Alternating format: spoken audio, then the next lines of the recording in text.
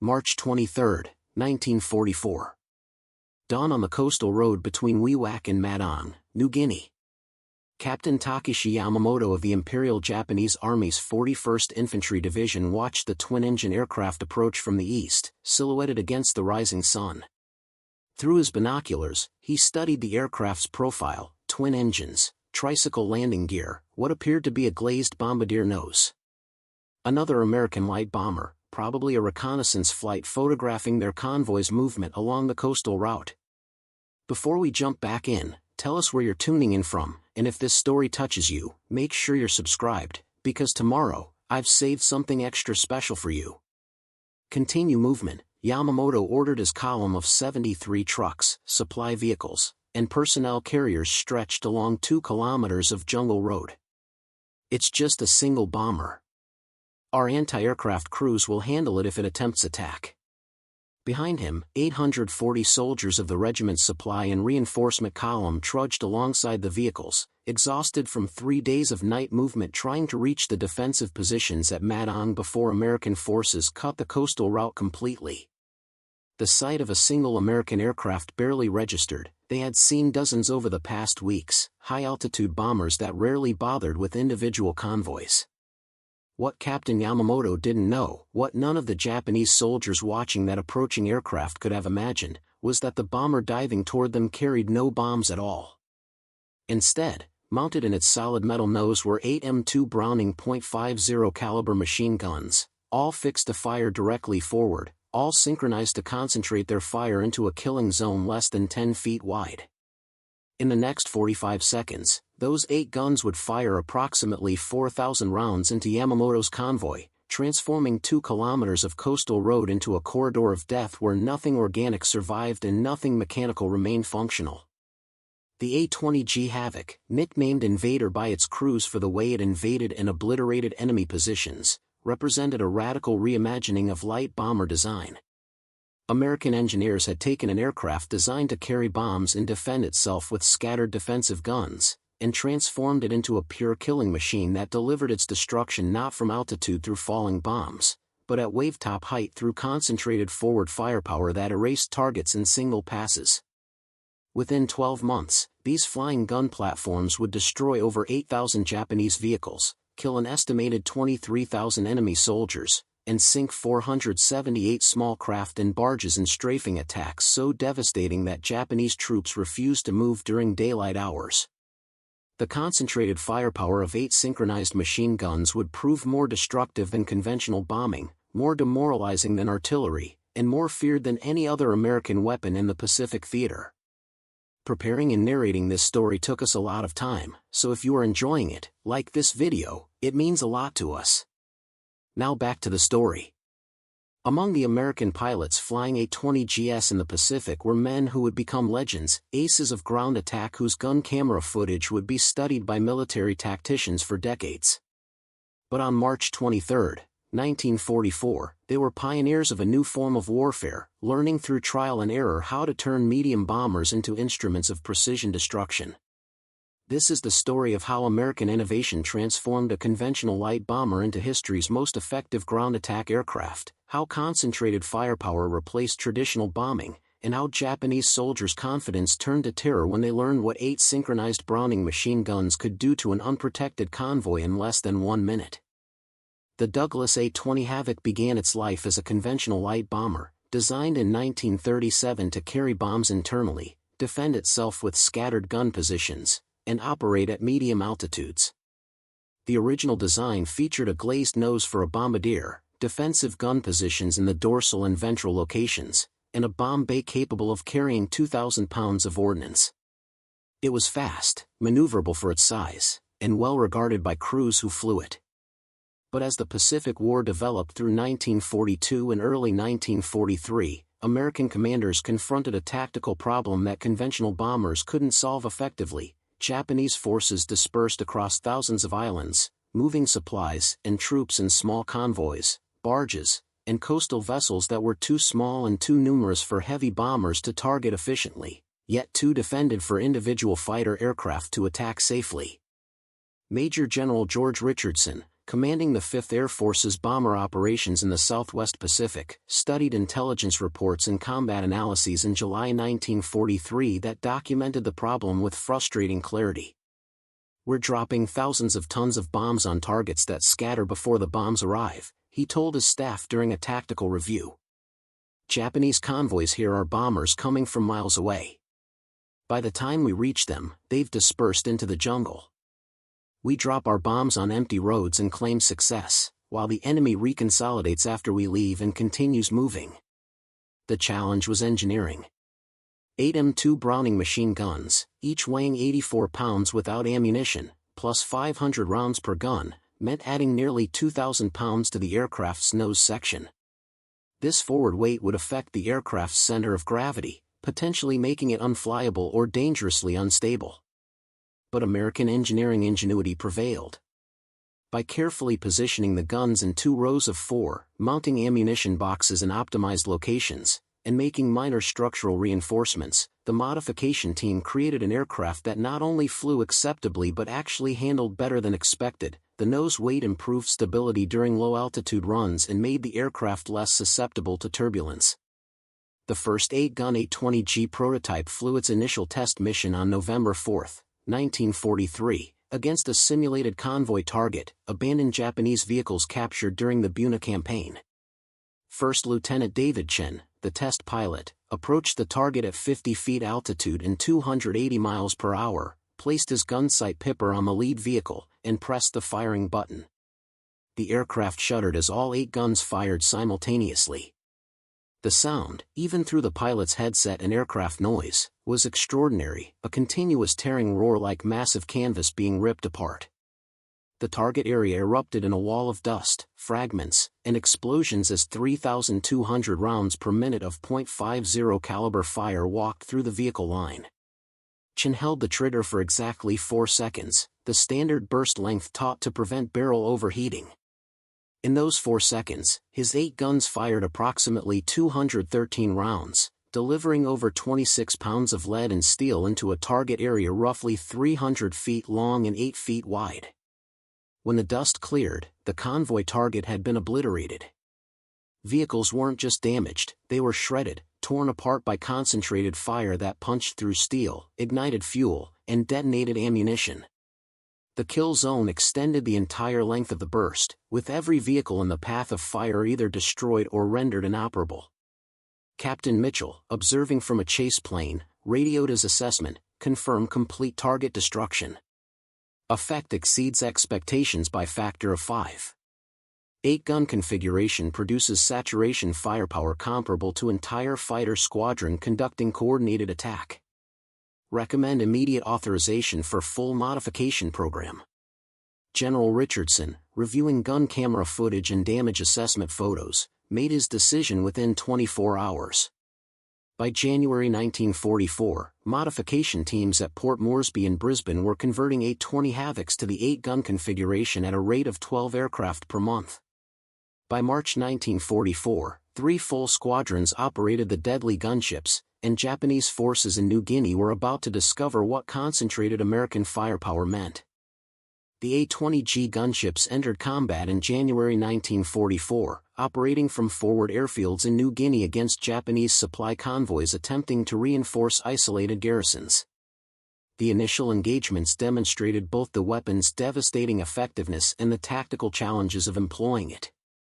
Captain William Bradford, commanding a flight of 4 A-20Gs from the 89th Bomb Squadron, led the first operational combat mission on January 12, 1944, against a Japanese coastal convoy moving between Alexishafen and Madang. Intelligence reported approximately 15 vehicles carrying troops and supplies along the coastal road, defended by light anti-aircraft guns. Bradford's approach strategy reflected the tactical doctrine being developed for gunship operations: ultra-low altitude approach to avoid detection, high speed to minimize exposure to defensive fire, single devastating pass rather than multiple attacks, and immediate withdrawal after firing to avoid return fire and reinforcement. "We came in at wave-top height," Bradford later wrote in his after-action report, "maybe 30 feet above the water, engines at maximum continuous power, 290 miles per hour. The Japanese convoy didn't see us until we were less than a mile out. By then, they had maybe 10 seconds to react before we opened fire. I placed my sight on the lead vehicle and held the trigger for approximately 5 seconds. The effect was beyond anything I'd seen in training. The lead truck simply disintegrated, engine block torn from frame, cargo area shredded, pieces flying in all directions. I tracked my fire down the convoy line, and every vehicle I touched exploded or burst into flames. Bradford's 4-aircraft flight fired for a combined total of approximately 30 seconds, expending nearly 6,000 rounds of .50 caliber ammunition. When they pulled up and cleared the target area, 14 of the 15 vehicles were burning or destroyed. The 15th had crashed into a ditch attempting to evade, and was abandoned by its crew. But the mission also revealed the primary danger of gunship operations. As Bradford's flight pulled up from their strafing run, Japanese anti-aircraft fire caught Lieutenant Thomas Warner's aircraft in the right engine. Warner's A-20G, its starboard powerplant streaming flames, struggled to maintain altitude and crashed into the jungle 3 miles from the coast. There were no survivors. The loss ratio, 1 American aircraft and 3 crewmen for 14 Japanese vehicles and an estimated 120 enemy soldiers killed, was considered acceptable by military standards. But it highlighted the risk of low-altitude attack. Even light anti-aircraft fire could prove fatal when aircraft were flying at altitudes measured in feet rather than thousands of feet.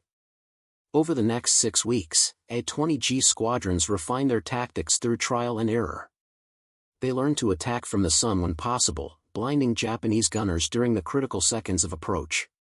They learned to vary their attack headings, preventing Japanese forces from concentrating anti-aircraft guns along predictable approach routes. Most critically, they learned to coordinate attacks, multiple aircraft hitting a convoy simultaneously from different directions, overwhelming defenses, and preventing effective return fire. Lieutenant James Kohler, a pilot with the 3rd Bomb Group, described the evolved tactics in a February 1944 training memo. The key to survival is speed, surprise, and saturation. We approach low and fast, we hit them before they can react effectively, and we deliver so much firepower in such a short time that their defenses are overwhelmed. A well-executed pass takes 10 seconds from opening fire to clearing the target area.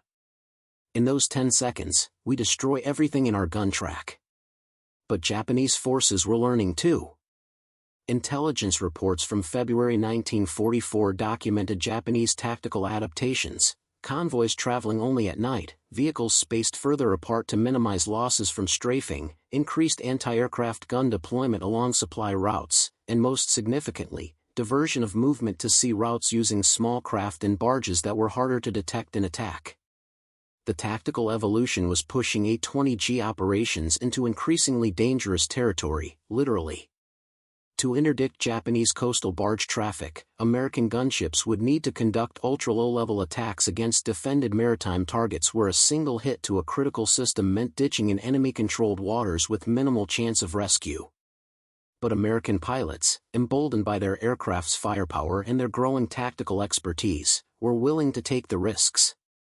What they were about to learn was that 8 synchronized .50 caliber machine guns could do more than destroy trucks and kill soldiers. They could sink ships, disable aircraft on the ground, and create psychological effects that far exceeded their physical destruction. By March 1944, Japanese forces in New Guinea had largely abandoned daylight road movement, forcing American A-20G squadrons to shift their focus to maritime interdiction. Japanese supply operations now relied heavily on coastal barges and small craft that moved at night and hid in river mouths and coastal inlets during daylight hours. These targets presented unique challenges. Unlike road convoys that followed predictable routes, barges dispersed along hundreds of miles of coastline, hidden under jungle canopy overhanging coastal waters. Unlike vehicles that remained stationary when attacked, watercraft could maneuver, making accurate fire more difficult. And unlike lightly armed supply trucks, many Japanese barges mounted significant anti-aircraft armament, turning them into floating gun platforms that could savage low-flying aircraft. Major William Henderson, taking command of the 89th Bomb Squadron in early March, understood that attacking barges required new tactics. "We can't use the same approach we used against road convoys," he told his pilots during a tactical briefing. "Barges have 360-degree fields of fire and can maneuver. If we come in high, they have time to evade and concentrate their fire. If we come in low over water, we're exposed for the entire approach with no terrain masking." The solution Henderson and his pilots developed became known as mast height attack, approaching at literally wave-top altitude, engines at maximum power, then pulling up to approximately 150 feet just before firing to give the pilot visibility of the target area, deliver a brief devastating burst, and immediately drop back to water level while pulling away. Total exposure time, less than 5 seconds. First Lieutenant Robert Chen, one of Henderson's most experienced pilots, conducted the first successful mast height attack against a barge convoy on March 15, 1944. His target, 6 Japanese cargo barges anchored in a river mouth near Cape Gloucester, offloading supplies to shore parties. But A-20G crews adapted the technique in a characteristically aggressive way. Instead of using skip bombing as a primary attack method, they used it as a setup for strafing. A pilot would release a single 250-pound bomb while still at wave-top altitude, skip it toward the target barge, then immediately pull up and strafe the target while it was distracted by the incoming bomb. The bomb would explode, damaging the barge and suppressing its anti-aircraft fire, while the strafing run, conducted while defenders were diving for cover, would complete the destruction with minimal risk of return fire. This combined arms approach, using the aircraft's own ordnance to suppress defenses before strafing, represented tactical innovation born from combat necessity. It also significantly increased the A-20G's lethality against maritime targets, allowing single aircraft to destroy multiple defended barges in a single pass. By late March 1944, A-20G squadrons operating along the New Guinea coast were destroying an average of 40 Japanese barges and small craft per week, effectively strangling Japanese supply operations and forcing increasingly desperate attempts to reinforce isolated garrisons. Japanese commanders, watching their maritime supply lines collapse under American air interdiction, began planning larger-scale convoy movements with concentrated anti-aircraft protection, movements that would bring them into contact with the full devastating power of coordinated A-20G attacks. The stage was set for the engagement that would demonstrate, definitively and terribly, what 8 synchronized .50 caliber machine guns could do to an unprotected column in a single pass. The engagement that would become legendary in both American and Japanese military records occurred on March 23, 1944, the same morning Captain Takeshi Yamamoto watched that twin-engine aircraft approach his convoy along the coastal road to Madong. Major William Henderson, leading a flight of 6 A-20Gs from the 89th Bomb Squadron, had received intelligence that a major Japanese supply convoy, possibly the largest attempted daylight movement in weeks, was traveling the coastal route between WWII and Madong. The target was valuable, 73 vehicles carrying fuel, ammunition, food, medical supplies, and approximately 840 troops desperately needed to reinforce Madong's garrison. Henderson's tactical plan was straightforward but required precise execution. His 6 aircraft would approach from seaward at minimum altitude to avoid detection, turn inland just north of the convoy's position, and conduct a single coordinated strafing pass along the entire length of the convoy. Each aircraft would fire continuously while tracking down the road, then break away individually to avoid mid-air collision after the run.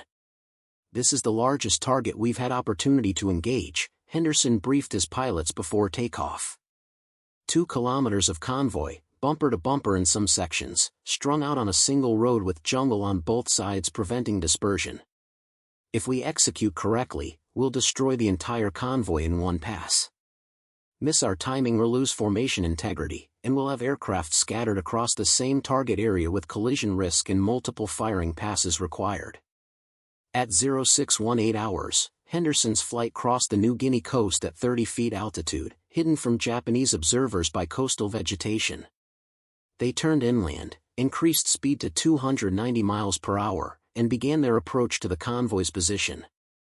Henderson, in the lead aircraft, would hit the front of the convoy. His wingman would start firing 300 feet further back. The remaining 4 aircraft would stagger their fire at 300-foot intervals, ensuring complete coverage of the convoy's 2-kilometer length. Captain Yamamoto never understood what happened. One moment he was standing beside his command vehicle, watching that single twin-engine aircraft pass overhead. The next moment, the world exploded in fire, noise, and death.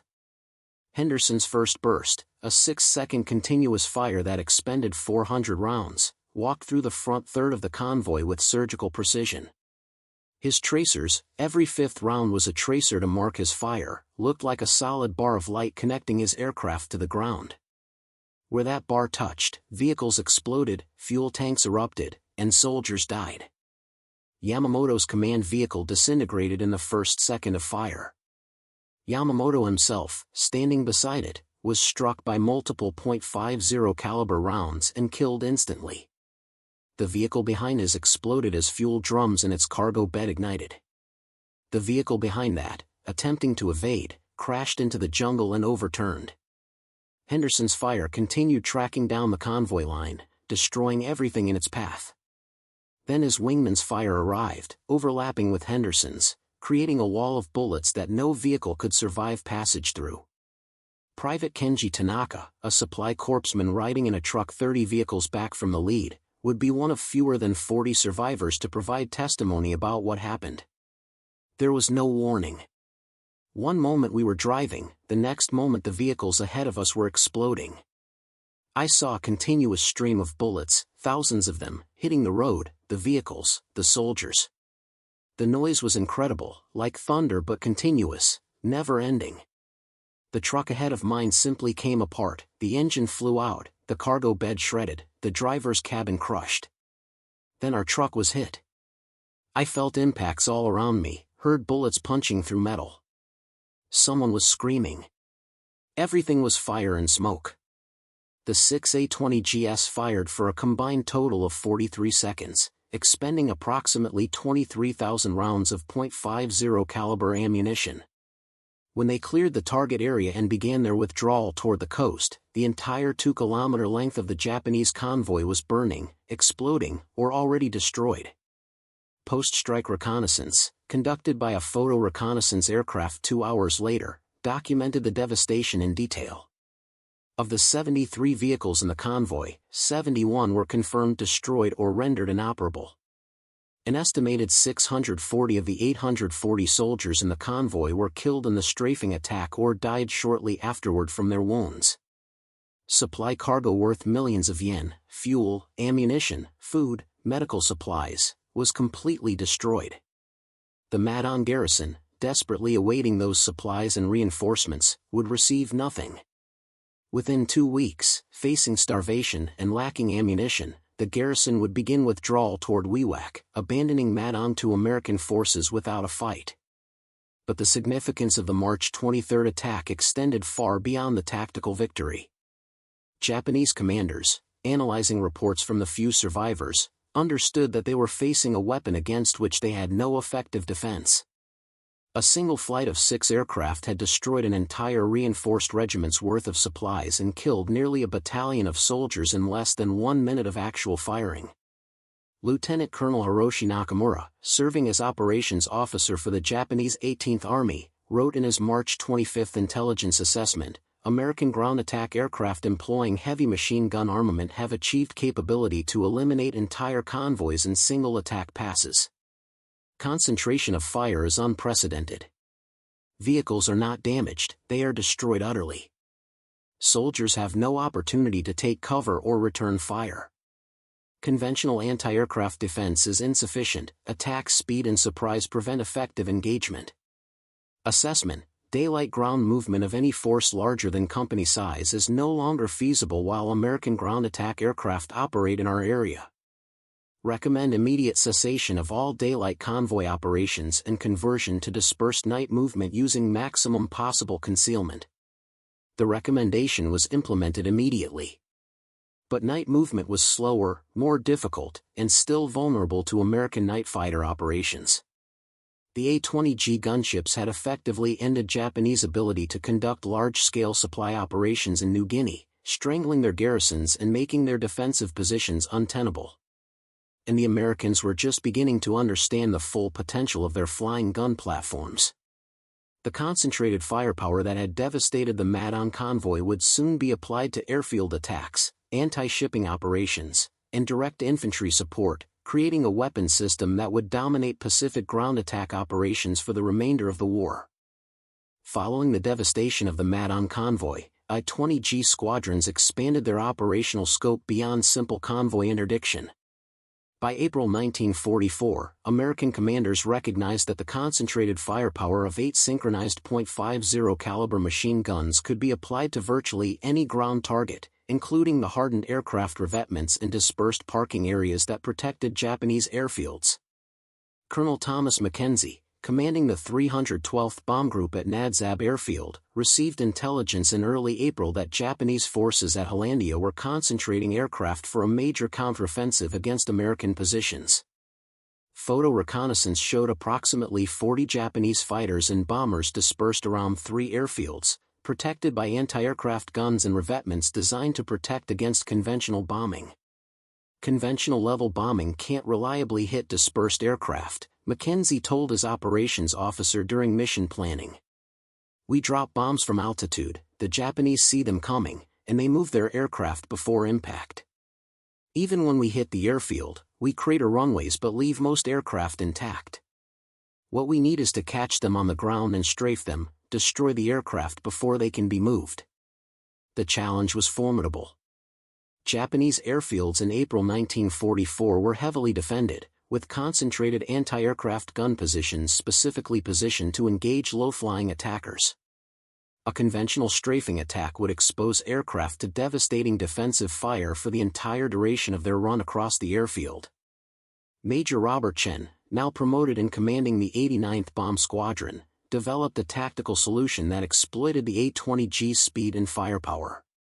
Instead of traditional strafing runs across the length of an airfield, which required extended exposure to defensive fire, Chen's aircraft would approach at ultra-low altitude from an unexpected direction, pop up to 300 feet just before reaching the airfield perimeter, fire a brief devastating burst while crossing the airfield at high speed, and immediately drop back to minimum altitude on the opposite side. Total exposure time to defensive fire, less than 8 seconds. Total firing time, 3 to 4 seconds. But in those 4 seconds, each A-20G would fire approximately 200 rounds of .50 caliber ammunition into the dispersed aircraft parking areas, with multiple attacking aircraft concentrating their fire to ensure comprehensive coverage. The first airfield attack, conducted against Hollandia on April 8, 1944, involved 12 A-20Gs attacking in 2 waves from different directions. Chen led the first wave of 6 aircraft, approaching from the sea at wave-top height, then pulling up sharply as they crossed the beach and opened fire on the Japanese aircraft dispersed along the northern side of the airfield.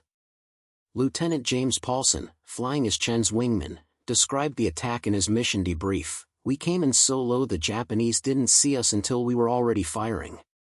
I pulled up to 300 feet, acquired a line of 4 fighters parked in revetments, and fired a 4-second burst. The first fighter exploded, fuel tank must have been full.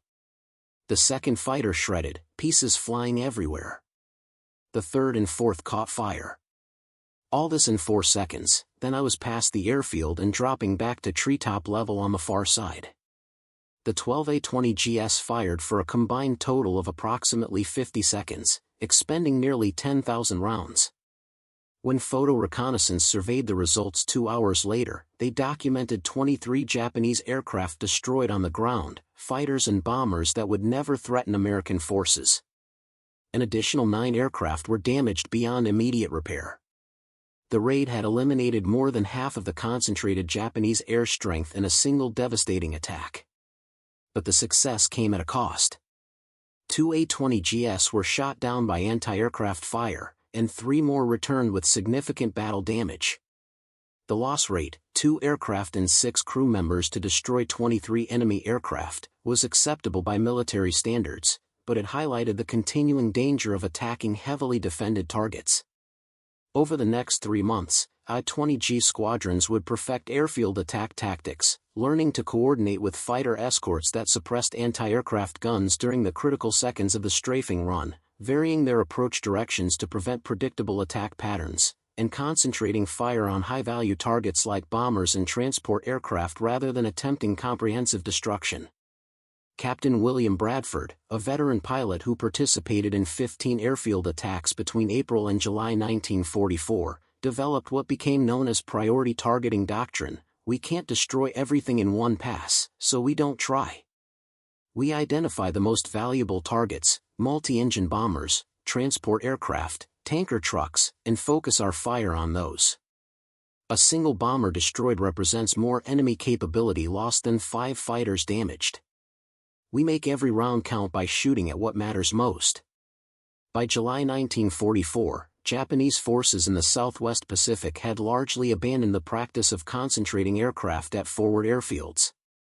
The A-20G strafing attacks had proven too devastating, forcing Japanese commanders to disperse their remaining air strength across dozens of small strips and emergency fields where they were harder to locate but also less effective operationally. The airfield attacks demonstrated something significant. The A-20G's 8-gun armament could destroy hardened targets that conventional bombing struggled to hit. This realization would lead to the weapon's most spectacular application, anti-shipping operations where concentrated gunfire could sink vessels that bombs frequently missed. While A-20G squadrons were mastering airfield attacks, other units were discovering that 8 synchronized .50 caliber machine guns could do something many naval officers considered impossible: sink steel-hulled ships through gunfire alone. The Japanese merchant fleet in the Southwest Pacific by mid-1944 consisted largely of small coastal freighters, inter-island transports, and armed cargo vessels displacing 500 to 3,000 tons.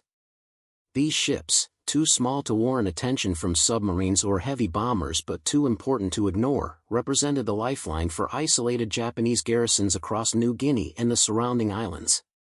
Traditional doctrine held that ships required bombs or torpedoes to sink. Machine gun fire, regardless of caliber, could damage superstructure and kill crew but couldn't penetrate below the waterline to cause catastrophic flooding. The A-20G crews would prove that doctrine catastrophically wrong.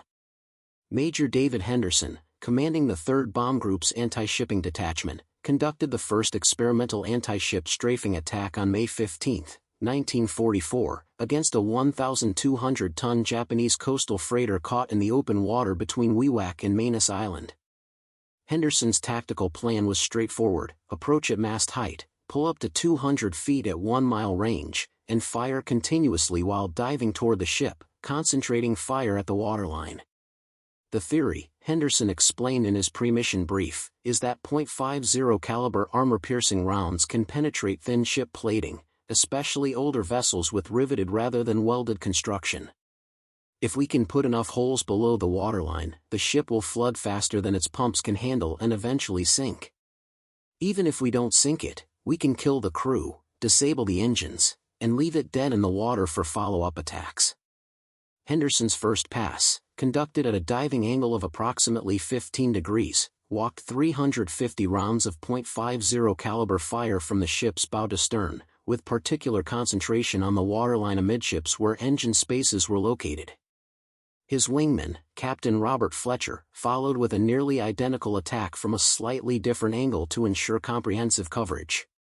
The ship's anti-aircraft guns returned fire, but the speed and angle of the A-20G attacks made accurate tracking nearly impossible. Henderson and Fletcher cleared the target area and orbited at a safe distance to observe results. What they witnessed would change anti-shipping doctrine. The Japanese freighter, struck by approximately 700 rounds of armor-piercing .50 caliber ammunition, began listing to port within 3 minutes. Smoke poured from its engine spaces. Crew members were abandoning ship.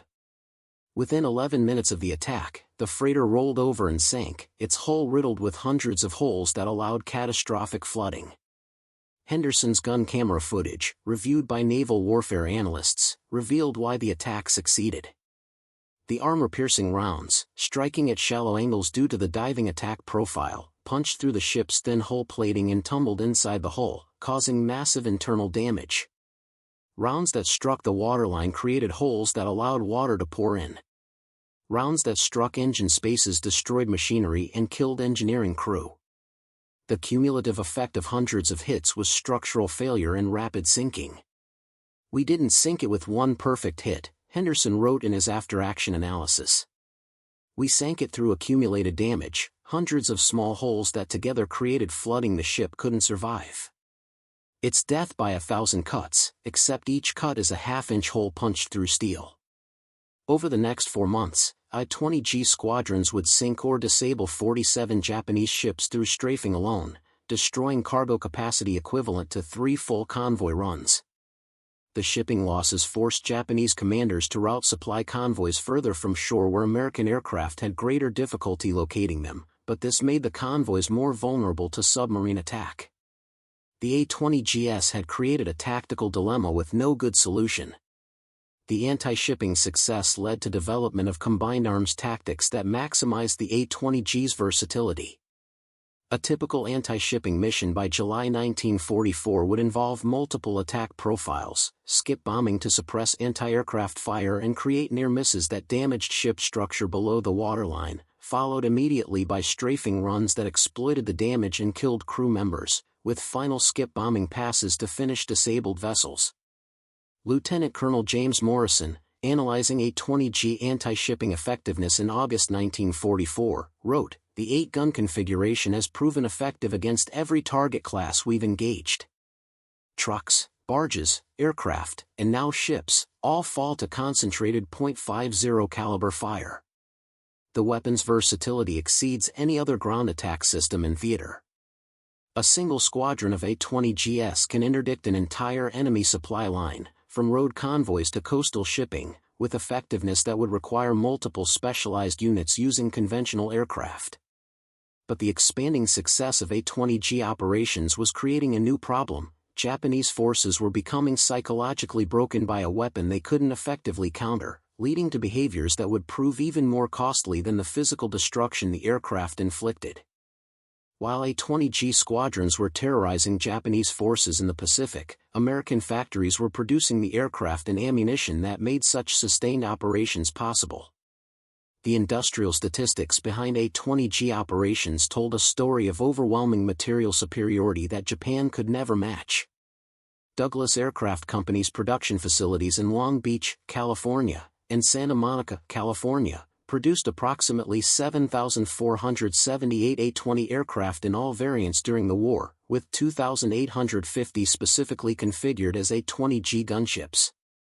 At peak production in mid-1944, Douglas was completing 23 A-20GS per week, more than 100 aircraft per month flowing to Pacific squadrons. Each A-20G cost approximately $100,000 to manufacture, including engines, guns, instruments, and all equipment. The 8M2 Browning machine guns alone cost $667 each, for a total of $5,336 per aircraft in weapons.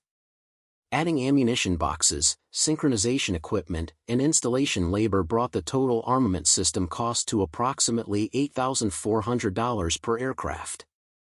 But it was the ammunition production that truly demonstrated American industrial capacity. Each A-20G carried 500 rounds per gun, 4,000 rounds total, weighing approximately 1,050 pounds. A single mission might expend 60 to 80% of carried ammunition, requiring 3,000 to 3,200 rounds of resupply.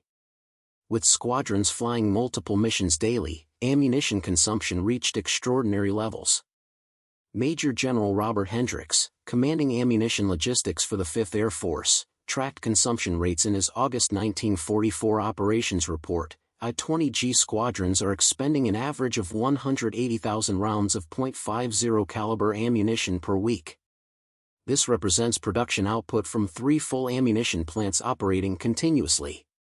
We are shipping approximately 8 million rounds monthly to Pacific theaters specifically for A-20G operations. Total .50 caliber ammunition production exceeds 500 million rounds annually. The ammunition consumption would be unsustainable, Hendricks continued, except that American industry treats this as routine production. We manufacture .50 caliber ammunition with the same industrial efficiency we manufacture any standardized product. Each round costs 14 cents to produce. "We're spending approximately $25,000 per week per squadron on ammunition alone, but the targets we're destroying represent millions of dollars in enemy equipment and irreplaceable trained soldiers." The comparison with Japanese production capacity was sobering. Japan's total aircraft production in 1944 across all types was approximately 28,000 aircraft. American production of just the A-20 series exceeded 3,000 aircraft annually at peak, while simultaneously producing tens of thousands of fighters, bombers, and transports. Japan couldn't match American production in a single aircraft category, let alone compete across the entire spectrum of military aviation. The maintenance and logistics system supporting A-20G operations demonstrated similar industrial sophistication. Each aircraft required approximately 40 man-hours of maintenance per flight hour, including engine service, gun maintenance, structural inspection, and systems checks. American maintenance organizations treated this as routine, with well-trained mechanics, unlimited spare parts, and systematic maintenance procedures that kept operational readiness rates above 75%, meaning 3/4 of assigned aircraft were mission-capable on any given day.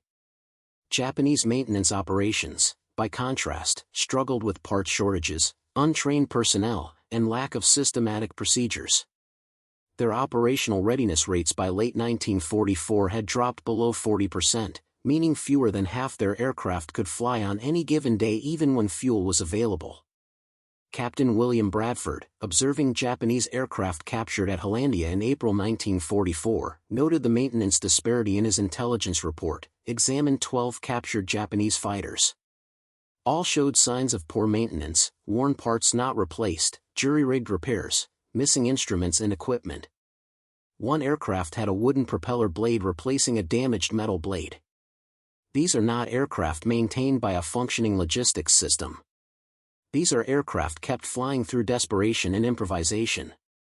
By contrast, Bradford continued, our A-20Gs receive scheduled maintenance with new parts, proper tools, and trained mechanics. When an engine reaches its service limit, we replace it with a factory-fresh engine. When guns show wear, we replace them. We operate as if spare parts are unlimited, because for us, they are. The Japanese operate as if every part is irreplaceable, because for them, they are. The ammunition expenditure statistics alone illustrated the disparity. A-20G squadrons in the Pacific fired approximately 95 million rounds of .50 caliber ammunition during 1944, equivalent to the entire Japanese military's small arms ammunition production for 3 months. American industry produced those 95 million rounds as a minor subset of overall ammunition production while simultaneously supplying European theater operations, training programs, and reserve stocks. By late 1944, the industrial reality was undeniable. American forces were fighting with effectively unlimited ammunition, unlimited spare parts, and unlimited replacement aircraft. Japanese forces were fighting with ammunition rationed to single magazines per soldier, aircraft held together with improvised repairs, and no prospect of meaningful reinforcement. The A-20G's success wasn't just tactical or technical, it was industrial, the product of a production system that treated sophisticated military equipment as mass-market consumer goods. By the time A-20G operations in the Pacific concluded in August 1945, the accumulated statistics of destruction revealed an aircraft that had achieved effectiveness far exceeding its original design intent or even the optimistic assessments of 1943. Official U.S. Army Air Force's records documented A-20G combat results through the end of the Pacific War. 8,247 Japanese motor vehicles destroyed, trucks, staff cars, armored vehicles, artillery prime movers. 478 barges and small craft sunk or destroyed. 394 Japanese aircraft destroyed on the ground. 47 ships sunk or damaged beyond repair through strafing alone. Estimated 23,000 enemy soldiers killed in strafing attacks. 164 buildings and installations destroyed. 89 locomotives and 1,147 railroad cars destroyed. These numbers represented direct confirmed kills from gun camera footage and post-strike reconnaissance. probable kills and damaged targets that were later destroyed or abandoned likely increased actual effectiveness by 30 to 40%. The cost in aircraft and crew was significant but acceptable by military standards. A-20G squadrons lost 187 aircraft to all causes, combat losses, operational accidents, and mechanical failures, with approximately 340 crew members killed or missing. The exchange ratio, 187 aircraft and 340 crew members lost to destroy targets worth billions of dollars and kill thousands of enemy soldiers, represented one of the most favorable cost-effectiveness ratios of any combat aircraft in the Pacific War. Lieutenant Colonel James Morrison, conducting post-war analysis of A-20G operations for the Army Air Force's Historical Division, calculated the weapon's effectiveness in stark terms. Average cost per A-20G including all expenses, $100,000. Average number of missions flown per aircraft before loss, 73 missions. Average number of enemy vehicles, aircraft, or vessels destroyed per mission, 2.7 targets. Total enemy equipment destroyed per aircraft, 197 targets. Compare this, Morrison continued, to conventional level bombing, where average bomb hit rate against dispersed targets was approximately 8%, and multiple sorties were required to achieve results a single A-20G could accomplish in one strafing pass. The gunship configuration proved 3 to 5 times more effective than conventional bomber employment against ground and maritime targets. The ammunition expenditure per kill told its own story. A-20G squadrons fired approximately 95 million rounds to achieve their documented kills, averaging 11,500 rounds per vehicle destroyed, 200,000 rounds per aircraft destroyed on ground, and 2 million rounds per ship sunk. While these numbers appear high, they were actually remarkably efficient compared to conventional anti-aircraft fire, 2,500 rounds per aircraft destroyed, or conventional bombing, requiring dozens of sorties and hundreds of bombs for equivalent destruction. Perhaps most significantly, the A-20G demonstrated that concentrated forward-firing armament could be more effective than bombs for many target types. Post-war analysis showed that strafing attacks achieved higher accuracy, better target identification, and more efficient ammunition usage than level bombing against dispersed or mobile targets. Colonel Thomas Mackenzie, writing in his final command report in September 1945, summarized the weapon's impact. The A-20G gunship represented innovative American tactical thinking, taking an existing aircraft and radically repurposing it for a role it was never designed for. The result was a weapons system that dominated ground attack operations, terrorized enemy forces, and achieved kill ratios that conventional bombing could not match. More importantly, Mackenzie concluded, the A-20G demonstrated that American tactical innovation could multiply force effectiveness without requiring entirely new weapons systems. We took existing guns, existing aircraft, and existing tactics, combined them in a new way, and created something the enemy had no effective counter for. That ability, to innovate tactically using available resources, may be America's greatest military strength. In October 1952, at a military history symposium at Pearl Harbor, former adversaries gathered to discuss Pacific War air operations. Among the attendees were American A-20G pilots and Japanese officers who had faced them. Major David Henderson, retired from the Air Force, presented a paper on A-20G tactics and effectiveness. When he finished, a Japanese officer in the audience raised his hand. It was Colonel Hiroshi Nakamura, the same intelligence officer who had written those assessments about A-20G capabilities in 1944. Major Henderson, Nakamura said in careful English, I must tell you something. In 1944, I wrote intelligence reports about your aircraft. I called them the most effective ground attack weapon we faced. I recommended avoiding all ground movement when your aircraft operated. But I never truly understood until today how you achieved such effectiveness. Your presentation explained the tactics, the low-altitude approach, the concentrated fire, the speed. But what I did not understand in 1944 was the industrial system behind those tactics. You flew multiple missions daily. You fired thousands of rounds per mission. Your aircraft received immediate maintenance and unlimited spare parts. You operated as if ammunition and aircraft were infinite resources. For Japanese forces, Nakamura continued, his voice quiet, everything was finite. Every bullet was precious. Every aircraft was irreplaceable. We fought trying to conserve resources that you expended without thought because you had so much. That was the real difference, not the 8 machine guns, but the industrial system that could build thousands of aircraft with 8 machine guns and feed them millions of rounds of ammunition. Henderson nodded slowly. You're right, Colonel. The weapon system was impressive, but the industrial capacity behind it was decisive. We could afford to modify aircraft specifically for strafing. We could afford to train pilots exclusively for low-level attack. We could afford to lose aircraft knowing they'd be replaced in weeks. Japan couldn't afford any of those things. Another Japanese officer spoke up, Captain Kenji Tanaka, the survivor of the Madong Road massacre, now working as a civilian historian. Major Henderson, I was in the Convoy aircraft destroyed on March 23, 1944. I survived because I was far enough back in the column that I could jump from my truck and reach the jungle before your fire reached my position. For years, Tanaka continued, I had nightmares about that attack.